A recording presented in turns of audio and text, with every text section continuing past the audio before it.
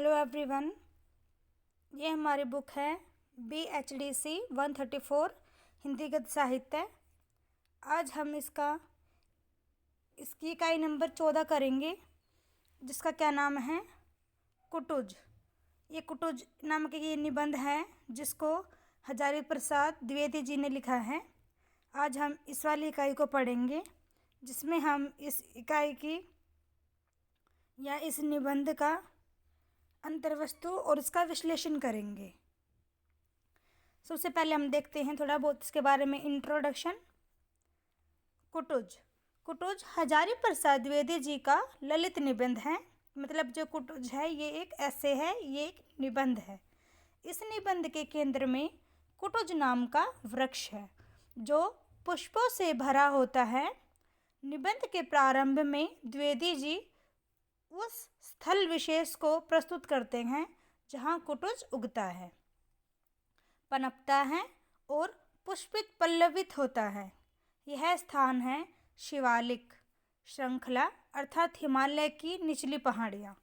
मतलब जो ये निबंध लिखा गया है हजारी प्रसाद द्विवेदी जी द्वारा, कुटुज नामक ये निबंध है। और यहाँ पे जो ये निबंध का जो सेंटर पॉइंट है, केंद्र है, वो कुटुज नाम का एक वृक्ष है जो कि फूलों से भरा रहता है। और ये वाला जो फूल है कहाँ पाया जाता है, ये वाला पाया जाता है हिमालय की निचली पहाड़ियों में या शिवालिक श्रृंखला में। ये बात है।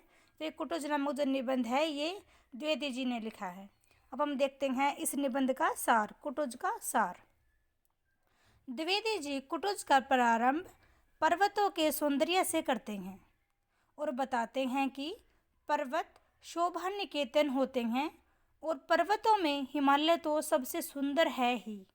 मतलब कि उन्होंने स्टार्टिंग कहाँ से की, उन्होंने पहाड़ों की खूबसूरती को दिखाया सबसे पहले, वहाँ से उन्होंने स्टार्टिंग की है अपने इस निबंध की। और उन्होंने कहा है यदि हम पर्वतों की बात करते हैं तो उनमें सबसे सुंदर तो हिमालय ही है, इसमें तो कोई भी मतलब दो राय नहीं है। आगे देखते हैं। इस निबंध में लेखक कुटुज वृक्ष की संघर्ष शक्ति और विशेषता का वर्णन मानव के जीवन के साथ करते हैं। मतलब यहाँ पे उन्होंने जो कुटुज वृक्ष को लिया है वो उसकी तुलना इंसान की, मानव की शक्ति, वो भी स्ट्रगल करने की शक्ति, संघर्ष करने की शक्ति और उनकी विशेषता, मतलब मानव की विशेषता का वर्णन करते हैं वो यहाँ पे कुटुज के कंपैरिजन में। लेखक कहते हैं कि कुटुज शिवालिक के सूखी नीरज पहाड़ियों पर जहाँ कई अन्य वनस्पति अर्थात फूल फल दिखाई नहीं पड़ते, वहाँ कुटुज वृक्ष मुस्कुराता हुआ मिल जाता है। मतलब जहाँ पे कोई भी सूखी झाड़ियाँ भी नहीं उगती, बट वहाँ पे कुटुज का जो पौधा होता है या वृक्ष होता है वो वहाँ पे उग जाता है और वो भी हंसता मुस्कुराता वो खड़ा रहता है।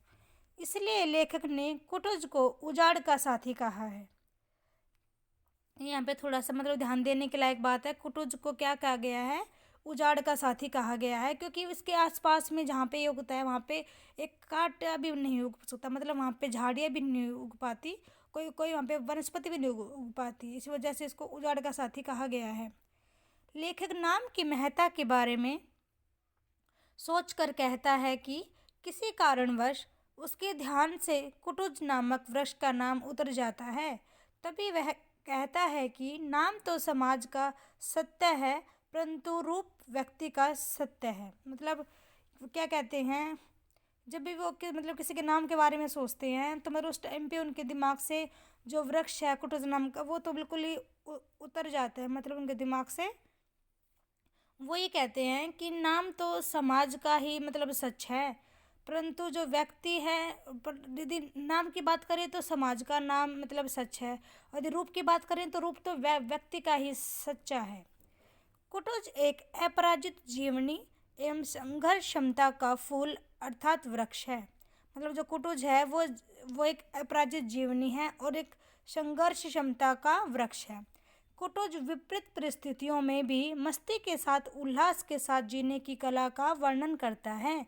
मतलब वो हमको खुश रहना सिखाता है कि हमको अपनी परिस्थितियों से डरना नहीं चाहिए, बल्कि उनका डट के सामना करना चाहिए। अर्थात लेखक चाहते हैं कि कुटुज जिस प्रकार विशेष गर्मी में भी हरा भरा और फूलों से लदा रहता है, ठीक उसी प्रकार मनुष्य अपने जीवन के संघर्ष को मुस्कुरा कर क्यों नहीं जी सकता। मतलब यहाँ पे वो बताना चाह रहे हैं कि जैसे मतलब हर हर मतलब कठिनाई को सहन करके वृक्ष खड़ा रहता है, तो इंसान भी तो खड़ा रह सकता है अपने हर कठिनाइयों का सामना करते हुए। लेखक कहते हैं कि कुटुज भीख नहीं मांगते, वह भयभीत नहीं रहता, वह धर्म और नीति का उद्देश्य नहीं देता और न ही किसी के तलवे से लाता है। इसलिए लिखा चाहता है या लिखना चाहता है कि मनुष्य को कुटुज की तरह जीवन को जीना सीखे। वह संदेश देता है कि दुख और सुख तो मन के विकल्प हैं, सुखी वही है जिसका मन वश में है, और दुखी हुआ है जिसका मन पर्वत है, अर्थात जो दूसरों की खुशामद करता है। मतलब कि यहाँ पे कवि क्या कहना चाह रहे हैं कि मनुष्य को मतलब जीवन जीना आना चाहिए। इंसान को मतलब दुख है तो मतलब दुख है, उसको दुख कब होगा जब उसका मन मतलब विचलित होगा। उसका मन यदि उसने अपने मन को वश में कर लिया है तो उसको दुख का अनुभव नहीं होगा, वो दुखों से पार पा जाएगा जब भी। तो इसलिए अपने मन को वश में रखना सबसे इम्पोर्टेंट काम होता है। हजारी प्रसाद जी कहते हैं कि कुटुज अपने मन पर सवारी करता है, मन को अपने पर सवार नहीं होने देता।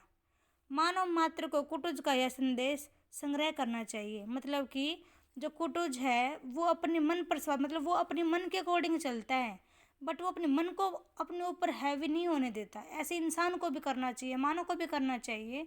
उसको अपने मन पे राज करना चाहिए, ना कि मन को अपने ऊपर राज कर देना चाहिए। मतलब ये यहाँ पे कहना चाह रहे हैं, ये इस कहानी का मतलब इस निबंध का ये साहस एक मतलब इसका ये मोरल कह सकते हैं हम, ये हमको ये एक शिक्षा देना चाहता है। बात करते हैं हम अंतर्वस्तु की। अंतर्वस्तु में यहाँ पे 3 टॉपिक दे रखे हैं। विचार पक्ष कि यहाँ पे मतलब कैसे उन्होंने विचार यूज़ किए हैं, उन्होंने अपने विचारों का कैसे यहाँ पे अभिव्यक्ति की है, वो चीज़ आ जाएगी। फिर यहाँ पे भाव पक्ष, मतलब उन्होंने कौन कौन से भाव डाले हैं इसमें, जैसे उन्होंने बहुत ही अच्छा लिखा है। मानवीय गुण भी यहाँ पे दिखाए गए हैं, तो मतलब इस चीज़ का भी हमको यहाँ पे ध्यान रखना होगा। उसके अलावा थर्ड है आश्चर्य और जिज्ञासा भी उन्होंने दिखाई है कि कैसे मतलब वो वृक्ष इतनी कठिन परिस्थितियों में भी खड़ा रहता है। जिज्ञासा भी दिखाई है कि मतलब कैसे वो इतनी मतलब उनमें जानने की इच्छा होती है कि कैसे इतनी मतलब कठिन परिस्थितियों में भी वो खड़ा रहता है अकेला वहाँ पे, क्योंकि वो उजाड़ में उगता है इसी वजह से। इसके अलावा यहाँ पे एक टॉपिक और दे रखा है, लेखकीय व्यक्तित्व की अभिव्यक्ति, कि इन्होंने एक अच्छा अपना लेखन दिखाया। तो इन्होंने यहाँ पे कौन कौन से टॉपिक्स को अपनाया है वो चीज़ बता रखी है यहाँ पे।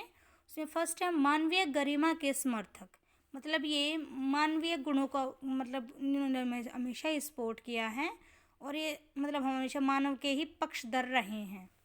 सेकंड है पांडित्य, मतलब इनको ज्ञान था तो इन्होंने अपने इस ज्ञान को, अपने इस पांडित्य ज्ञान को अपने निबंधों में दिखाया, अपनी रचनाओं में दिखाया है। नंबर थर्ड इज सहजता, इन्होंने अपनी बात बड़ी ही सहजता से सबके सामने रखी है। नंबर फोर्थ इज विचारशीलता, मतलब इन्होंने अपने मतलब थिंकिंग का यूज़ करके इन्होंने अच्छे से निबंधों को लिखा है। इन्होंने अपने निबंधों में विचारशीलता को दिखाया है। नंबर फिफ्थ इज सौंदर्य दृष्टि, इन्होंने मतलब जैसे स्टार्टिंग में ये प्रारंभ भी इन्होंने इसी चीज़ से किया था कि इन्होंने पर्वतों की, पहाड़ों की इन्होंने सुंदरता की बात की थी स्टार्टिंग से, तो इन्होंने यहाँ पे सौंदर्य दृष्टि को भी अपनाया है। बात करते हैं हम भाषा शैली की कि इन्होंने कैसी भाषा शैली यूज़ की है अपने इस निबंध में। तो भावपूर्ण रही है इनकी जो भाषा शैली है, प्रभावमय है और सहज, मतलब सरल सहज इन्होंने यहाँ पे लैंग्वेज यूज़ की है। एट लास्ट यदि हम देखें तो द्विवेदी जी का कुटज निबंध है जो उनके व्यक्तित्व एवं उनके संघर्ष का जीवंत दस्तावेज है। यह द्विवेदी जी के लेखकीय व्यक्तित्व के प्रभाव से पूर्ण एक ललित निबंध है। मतलब इन्होंने इस वाले निबंध के थ्रू इन्होंने अपने पर्सनालिटी को, अपने व्यक्तित्व को दिखा दिया है हम सभी को। तो ये था हमारा चैप्टर नंबर 14 इकाई नंबर 14 कुटुज की अंतर्वस्तु और विश्लेषण।